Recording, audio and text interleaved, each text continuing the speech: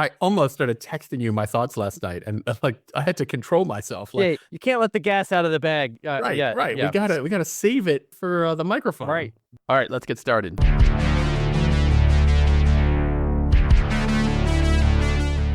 Welcome back to SlashBack Cinema, the podcast that resurrects the best of 70s and 80s horror. I'm Shawnee.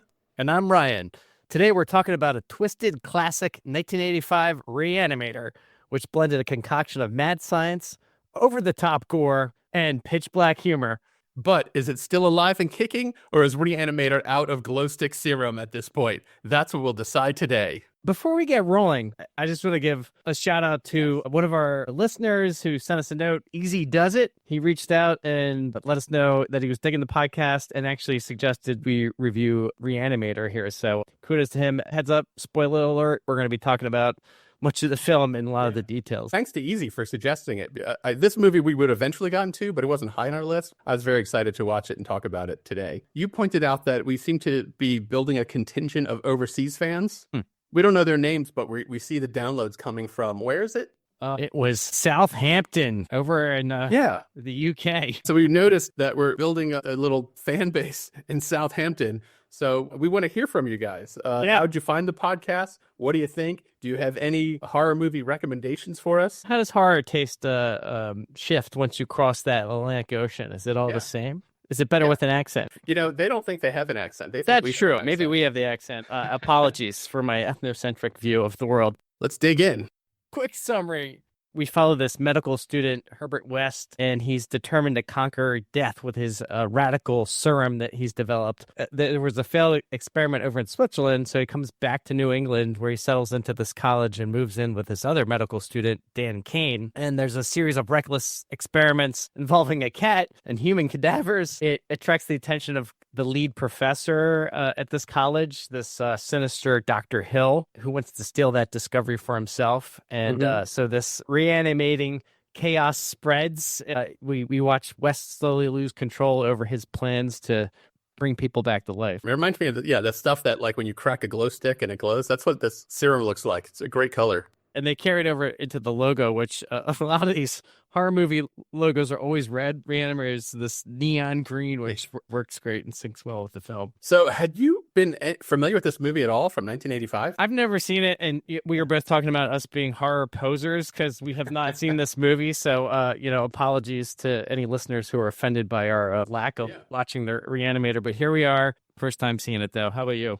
I was vaguely aware of it, but I had never seen it. I'm not sure what I thought it was. Oh, man, I just thought it was so much fun to watch. I can't believe I never came across it. It feels like it's in our wheelhouse because we've talked before about how we like horror comedy. And I didn't expect this movie to be as funny as it turned out to be. It has a great sense of humor. The acting is really good. I was blown away by the fact that this movie cost about $900,000 to make. I've talked about this before, but I love a horror movie that is super cheap, but also they put the work in to make it look decent. I thought this was like a major production company and studio. It looked really good. The characters were great and the acting was great. I thought the script was tight. I was very impressed with what they managed to do for such a small budget. Yeah, me too. Reading about the film, definitely a lot of praise and love for this one. Highly rated on Rotten Tomatoes and just kind of across the board. So it definitely has a legacy. You know, when Roger Ebert is giving this film 3 out of 4 stars, it's pretty good. The one line from him was, "I walked out somewhat surprised and reinvigorated, if not reanimated, by a movie that had the audience emitting taxi whistles and wild goat cries." Yeah, that's the other thing I thought is how much fun would this to be watch in a theater? Exactly. I was watching it alone and thought, and this is part of the reason I wanted to call you or text you as I was watching it, because it feels like it should be a group experience. It's definitely the kind of movie that gets you worked up. So we just recently reviewed Nightmare on Elm Street. And now we've watched this. The special effects guy, John Nolan, he was saying that this was the most blood he had ever put into a film up to that time period. I believe this movie came in at 24 gallons, so it's considered to be quite bloody. Nightmare on Elm Street put 500 gallons into that Johnny death scene with Glenn. Right. But just to kind of scale it up, we talk about how over time horror's like been ramping up and increasing over time. And, kids these days are so desensitized. The Substance, which I recently watched the one scene, 30,000 gallons of blood. So it's just a matter of perspective at this point. So I thought that was kind of interesting to see what was considered a blood splatter gore fest at the time. Really, 24 gallons to 30,000 gallons. That's related to a detail I found, which is that when Re-Animator was originally released in theaters, the filmmakers did not submit it for a rating because they were so confident it would be X-rated because of the violence. And when I heard that, I was prepping for a much more grotesque movie. I feel like this movie is like in that Evil Dead tone of it is incredibly bloody, but also a lot of times it is hilarious, like the death scenes. And when you see them like popping heads and stuff, it's done in such a cartoony Bugs Bunny-ish way that it doesn't look horrifying. It just looks like ridiculous. We talked about this in some other movies with everybody knows how to be a zombie. Like you can cast a bunch of extras and you're like, act like a zombie. Well, apparently this set of actors really took that to heart, and we talked about we needing a zombie exercise routine or whatever. They all worked out together at the YMCA to really coordinate and perfect their zombie movements. Also, did you notice very early in the movie, in the first 10 minutes or so, there's a scene where Daniel Cain is with his girlfriend Megan, and there's a Talking Heads poster on the wall. Yes, I did. Yeah. Well, so I was looking at the poster. I couldn't tell what it was, but I did then go read about it. So yeah, it's a little foreshadowing, right? Right. There again, I've said this before. I like an inexpensive horror movie, but that puts in the work to have like good writing, a little foreshadowing, a little care, and a sense of humor. And because an hour and a half later, it's going to pay off that talking head poster with an actual guy walking around with his zombie head. I thought that was pretty great. So let's go to favorite scenes. This is the first time that I thought I don't want to explain everything in the movie, because if you haven't seen it, it is enjoyable to watch this and without knowing what's going to happen.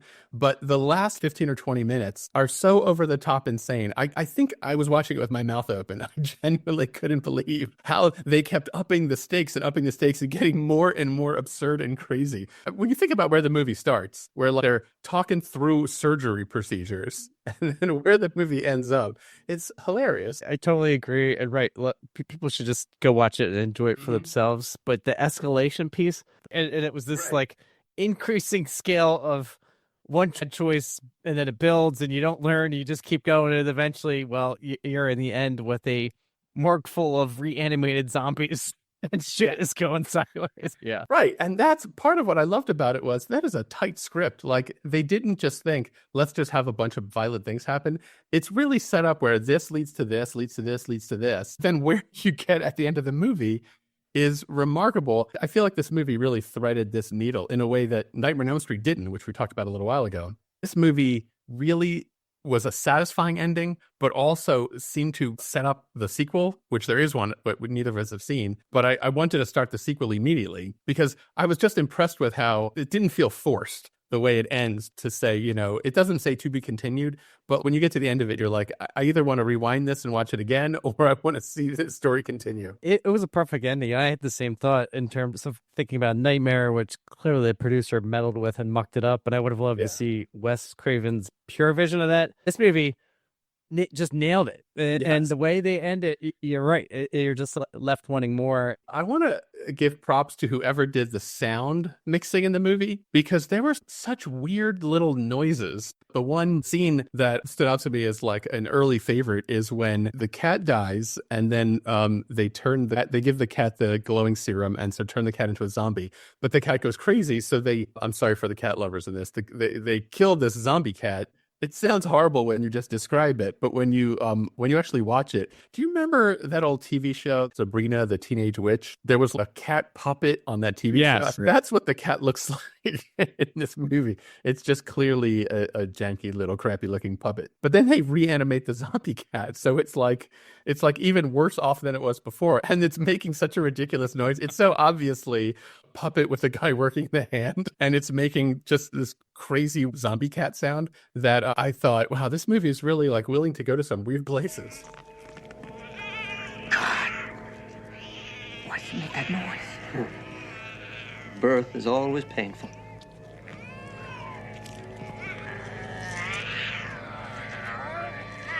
This movie just shifts into high gear when Dr. Hill, who's played by David Gale, who gives a brilliant performance in this movie. Well, he goes down into Herbert West's lab played by Jeffrey Combs. Dr. Hill rolls down into the basement and starts going through West's stuff and basically finds his secret formula. And there's this confrontation, and he's looking through the microscope, watching this thing reanimate. And West grabs a transfer shovel, which anyone who's ever used a transfer shovel, like, that is not the sharpest tool to be doing what I'm about to describe. But he proceeds to bash him over the head and then chop his head off with the transfer shovel, which leads into this just insane sequence of Dr. Hill, his head gets reanimated. There's scenes of West, the head won't stay up, so he has a Post-it note, sticky spike. He just stabs that head right on there. Yeah. And the whole movie just kind of goes from there in terms of Dr. Hill's head and his body and all the shenanigans, antics that come from that. So Herbert West has this idea that if he injects the head and also injects the body, that he can bring them both back to life separately. The head can just think thoughts, and then the body will actually do whatever he's thinking. And let's not think too hard about the science of that or how that's actually working. But they take that a step further in the last couple of minutes of the movie, where one of the zombies has been like really demolished. And then what happens is that zombie's intestines come flying out of his body and then wrap around a guy's neck, almost like the intestines have become their own living creature. And I thought that's another way in which like this movie is exploring zombie territory in like genuinely fresh ways. I feel like we have seen that with some body parts. You see that with zombie hands, or if you chop off a zombie's hand, keeps it'll going, still try to choke you. Yeah. But the idea that a zombie's intestines could leap out of its body like a snake and then wrap around you and try to kill you, that's like genuinely fun. And I thought, what other zombie body parts? Right. That's a fresh take right there. It really makes you rethink the whole organ donor thing, you know? You killed him. No, I did not. I gave him life. But overall, I found these two actors, these two guys, play off of each other. And you can kind of see them go down this road together of, well, we've got this serum that can reanimate people. Well, how far can we take this? And this is an incredible scientific discovery. And then anytime someone dies in the movie, you as watching it go, well, just inject him with the Re-Animator stuff. And then they also think, yeah, we're just going to inject him with the Re-Animator stuff. But there's never been a positive outcome of being injected with the Re-Animator stuff. So it's like every time you're like, no.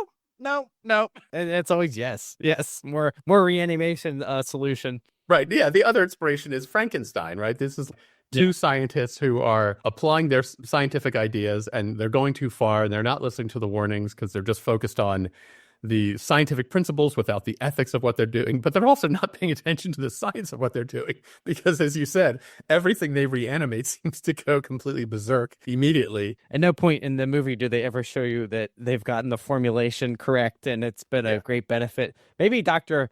Hill, but he's got no head, and things really haven't worked out very well for him. So West comes into the lab. Megan's on the table. He's confronting Dr. Hill, and they're having this exchange, and West says to him, "You'll never get credit for my discovery. Who's going to believe a talking head? Get a job in a sideshow." The other scene that is just an absolute standout we already talked about is the ending last 15 minutes with the reanimated morgue.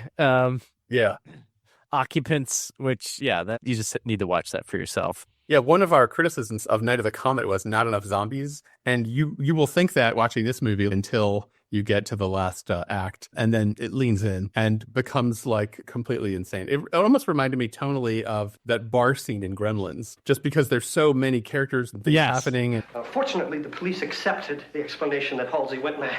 Well, what else could they believe? The truth? That he died and came back? We did it, Dan. This was directed by and written by Stuart Gordon, and it was inspired by H.P. Lovecraft, some of his writings from the 20s. And he had originally written them as a bunch of short stories and installments. So I guess there's been a lot of debate on how true this is to Lovecraft's story. And it sounds like Lovecraft was riffing on Mary Shelley's Frankensteins. Yeah, it's really a takeoff on the Frankenstein story. It's funny. I feel like there's all these intersections and kind of loops on the horror world and who did these movies. So Night of the Comet, the director, had gone on to direct, I think, like the third Honey, I Blew Up the Kids. Yes. Apparently Gordon had done Honey, I Shrunk the Kids. So that from horror to shrinking your children, there's something there. We got to dig into that and figure out what's the deeper meaning. So stabby score again. We're 0 to 5. 5 stabs being the top of the class. I'm going to bring this one in at 4 stabs. I almost took off half a stab if following my path of basket case with that one scene that I'd taken points off for that. But I'm not going to do that in this case because I feel like there's so much good stuff in this movie. Great acting, really well written, tight script. The special effects were spot on, funny, bloody, gory. I should have watched it sooner than I did, although I'm glad we were able to check it out for the first time together. And I thought it was a great movie and would recommend it to folks with the caveat, you got to have a stomach for the gore, but if you're listening to this podcast, maybe you do. And also, if you like movies like Evil Dead or like those early Peter Jackson horror movies, if you're familiar with them, then this movie is right up your alley. While watching this movie, I was very convinced that this was going to be a forced stabby movie until the last 15 minutes. And I'm like, oh, it's getting an extra point just for the insanity of this scene. And I couldn't believe, I'm like, is this, I thought about the other 5 stabby movies we did. And I'm like, does this count as like good as those? But what I thought about this movie is this is a movie that can really hold up to rewatching. And I have a feeling that if you rewatch it, you will see other things or notice other details. It feels like the kind of movie that pays off the more often you see it. And that even when you know every line and can quote it and yell them at the screen, it would still be entertaining to watch because of how far the scriptwriter and the director take it. So I am going 5 stabbies on Re-Animator. Oh, nice. Up there with the thing. Thanks to Easy Does It for recommending this because I got such a kick out of it. I might watch it again. Well done. Easy Does It. Good stuff.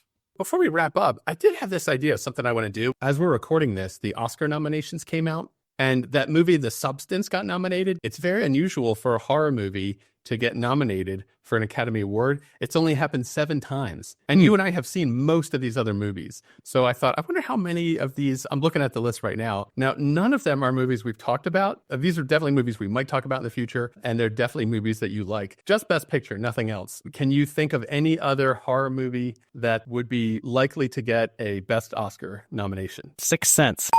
Yes, that is correct. Sixth Sense is 1 out of the 7 movies. And we already said The Substance, so you get 2. The Shining. The Shining was not nominated for Best Picture. Bitch. I know, it's pretty shocking.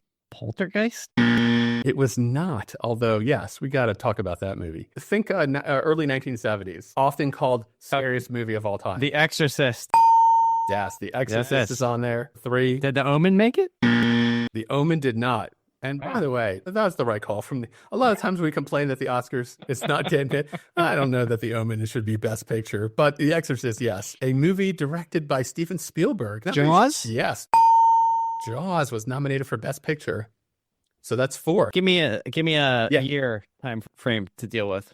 All right. So one of them came out like in the last 5 years. Actually, I think 2 of them came out in the last 5 years. One of them, though, came out in the 90s. And I'm pretty sure we saw it together in the theater. Again, this is another movie that I don't think of as a horror movie. I'm trying to think of how to give you a hint without giving it away. It's about a psychopath that FBI agent's trying to catch. Silence of the Lambs. Yes. Yeah. Again, so that's another one that I think of as, I don't think of it as a horror movie. No, I wouldn't put that in the horror camp. Yeah, Right, that's more kind of like thriller, action, psychological horror, maybe. So you've got 5. And then there's 2 more. One of them, I don't know if you've seen or not, but it stars, who's the girl that played Padme Amidala? Natalie Portman. Yes. Okay. So one of them stars Natalie Portman, and she plays a ballerina. Black Swan. Yeah, I didn't see that. Okay. So that's the only one that I thought you hadn't seen. And the other one, which I think might be the most recent before The Substance, directed by Jordan Peele. Get Out? Yes. So that's the 7. Substance, Sixth Sense, The Exorcist, Jaws, Silence of the Lambs, Black Swan, and Get Out are the only 7 movies that have ever been nominated for Best Picture. Wow. That's a tight list. That wraps up another trip down memory lane. Hope you enjoyed us revisiting Re-Animator as much as we did. Don't forget to follow us on our socials. We are on TikTok, Facebook, Instagram, SlashBack Cinema. Look us up. Subscribe however you listen to podcasts so you'll never miss an episode. And if you love the show, leave us a review. It helps other people find out about the podcast. Thanks for tuning in. We'll see you next week.